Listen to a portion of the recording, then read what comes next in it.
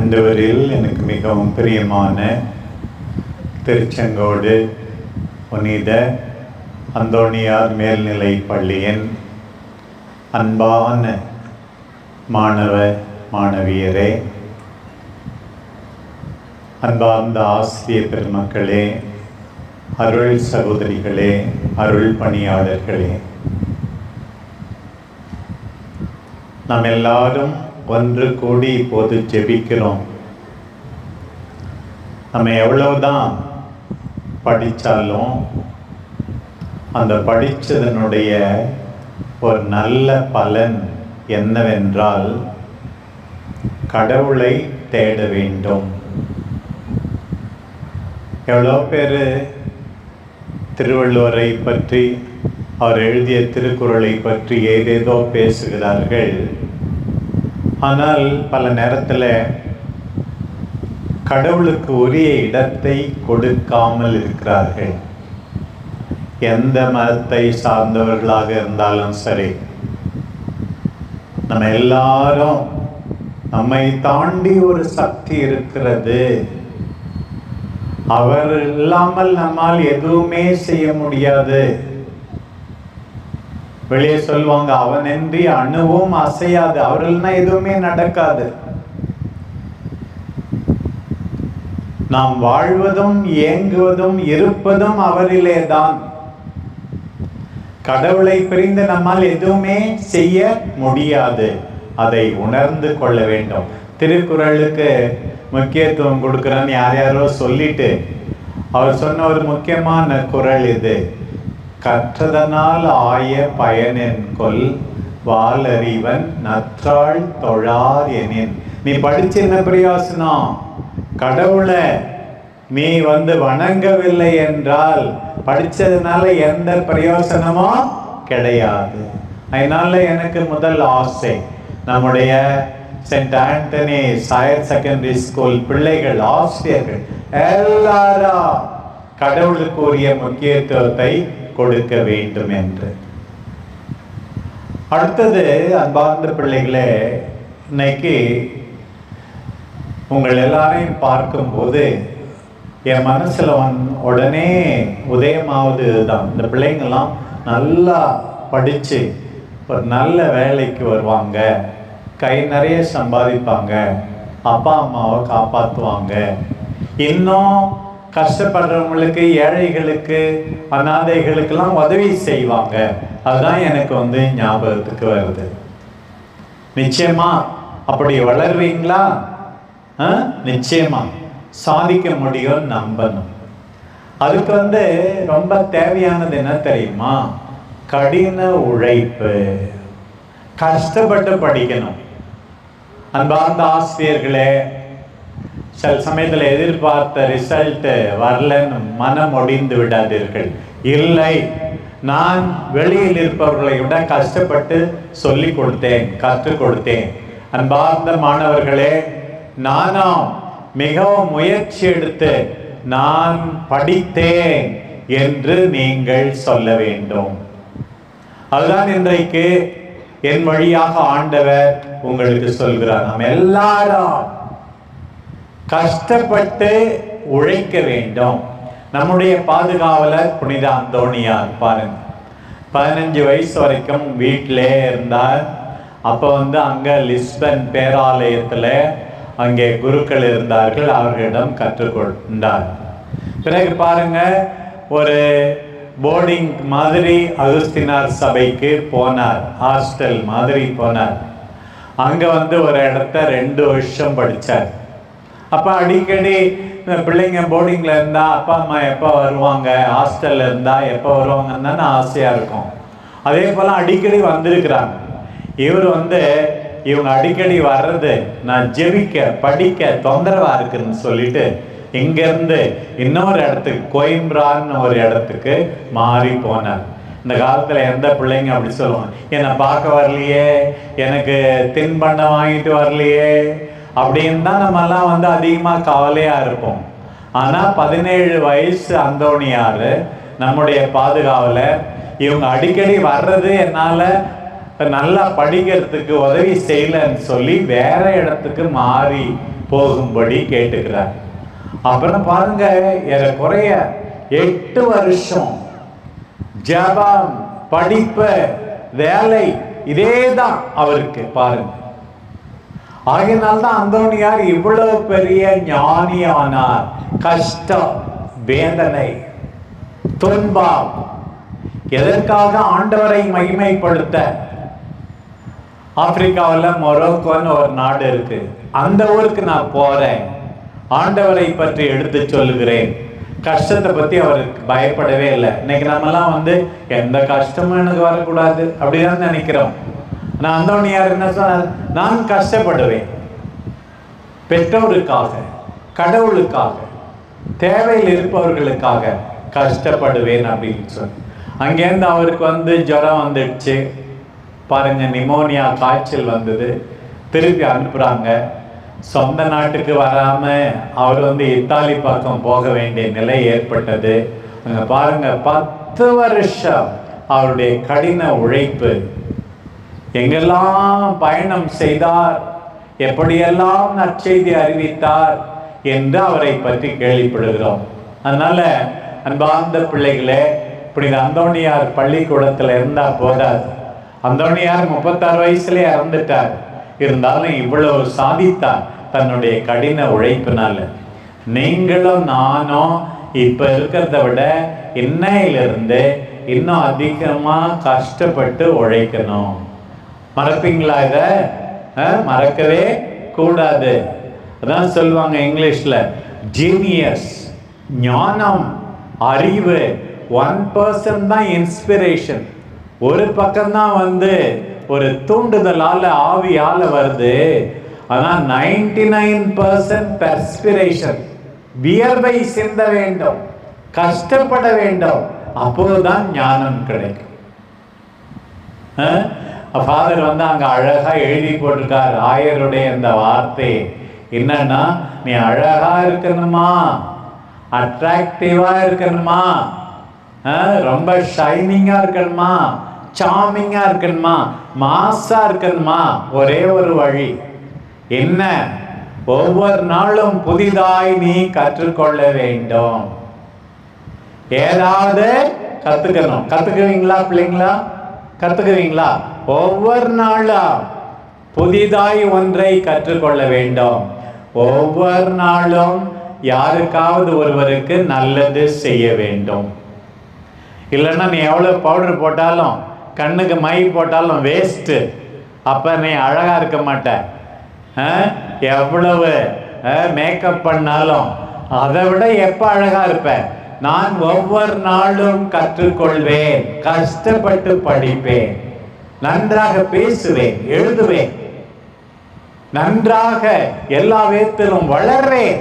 அப்பதான் நீ அழகா இருக்க முடியும், அழகா இருக்க முடியும். இன்னொன்னு, யாருக்காவது ஒருத்தருக்கு ஏதாவது நல்லது செய்யணும், அன்பா பேசணும், உங்ககிட்ட இருக்கிறத பகிர்ந்து கொள்ளணும். அப்பதான் நம்ம அழகா இருக்க முடியும். அதுதான் உண்மையான அழகு. அன்னை தெரேசாவுடைய படத்தை பார்த்துருப்பீங்க. அந்த அம்மாவுடைய முகத்துல சுருக்கம் இருந்தா கூட வயசான காலத்துல அழகா ஒளி வீசுகிறார்கள். எப்படி? மற்றவர்களுக்கு, ஏழைகளுக்கு, நோயுற்றோருக்கு, அனாதைகளுக்கு நல்லது செய்வதால் வருகின்ற அழகு, ஆண்டவரோடு இணைந்திருப்பதால் அழகு. இதை நீங்கள் யாரும் மறந்துவிடக் கூடாது. இன்னைக்கு திருப்பலியில வாசகமாக அமைந்ததிலிருந்து இன்னும் அந்தோனியாரோடு தொடர்பு படுத்தி நாம் சில பாடங்களை கற்றுக்கொள்ள வேண்டும். நீங்களாம் அப்பா அம்மா கூட கடைக்கு போயிருக்கீங்களா? போகலையா? போயிருக்கீங்க. முக்கியமா தீபாவளிக்கு அல்லது பொங்கலுக்கு, வேற திருநாளுக்கு அல்லது லீவில் போகும்போது ட்ரெஸ் எடுக்கணும் அப்படின்னு போயிருக்கீங்களா? போகலையா? போயிருக்கீங்க. அப்போ அம்மா கேட்பாங்க, இது பிடிக்குதா? இல்லை பிடிக்கல. இது பிடிக்குதா? பிடிக்கல. அது மட்டும் இல்லை, வேற என்னென்னவோ இருக்கு கடையில், ஏதேதோ இருக்குது. எல்லாம் பார்த்த உடனே என்ன செய்யணும்? ஒரு ட்ரெஸ் ரொம்ப அதிக விலையா இருக்கும், அது உனக்கு பிடிக்குது. வேற இதை வாங்கிக்கமான்னு சொல்றாங்க அம்மா, குறைஞ்ச விலை வேண்டாம், இதுதான் வேணும். தப்பி தவறி வாங்கி கொடுக்கலன்னா சில பிள்ளைங்க எனக்கு சாப்பாடு வேணா ஒன்று வேணாம் அப்படின்னு சொல்லி, சில பிள்ளைங்க தூங்கவே தூங்காது, சில பிள்ளைங்க மண்ணில் படுத்து பொருளும், பிடிவாதமா அதுதான் வேணும். சில பேர் தான் அம்மா எது வேணாலும் வாங்கி கொடுங்கம்மா, நம்ம வீட்டு கஷ்டம் தெரியுதுமா, உங்களுடைய சந்தோஷமே எனக்கு முக்கியமா என்று சில பிள்ளைகள் புரிந்து கொள்ளும். இன்னைக்கு ஒரு ராஜா, ஒரு அரசன் இருக்கான் இன்னைக்கு வாசிக்கப்பட்ட பகுதியில். அவனுக்கு ஒரு பெரிய அரண்மனை, பேலஸ், ராஜாவினுடைய அரண்மனை எல்லாம் இருக்கு, நிறைய இடம் இருக்கு. அப்போ ஆனா அந்த அரண்மனை பக்கத்துல நாபோத்துன்னு ஒரு ஆள், இந்த ஆகாப்னு அரசன், நாபோத்துன்னு ஒரு ஆளுக்கு ஒரு திராட்சை தோட்டம் இருக்கு. இந்த ராஜாவுக்கு எவ்வளவுதான் இருந்தாலும், நம்மலாம் கொஞ்சம் ஏழை, இது வாங்கணும் அது வாங்கணும், இந்த ராஜாவுக்கு அந்த தோட்டத்து மேலதான் கண். அவங்ககிட்ட போயிட்டு நீ அந்த தோட்டத்தை எனக்கு வித்துரு, இல்லைன்னா அதுக்கு பதிலா வேற ஏதாவது ஒன்று கொடுக்குறேன். அவன் என்ன சொன்னா, இது கடவுளிடம் இருந்து எனக்கு வந்தது, நான் விற்க மாட்டேன்ற. உடனே இவர் சாப்பிடவே இல்லை.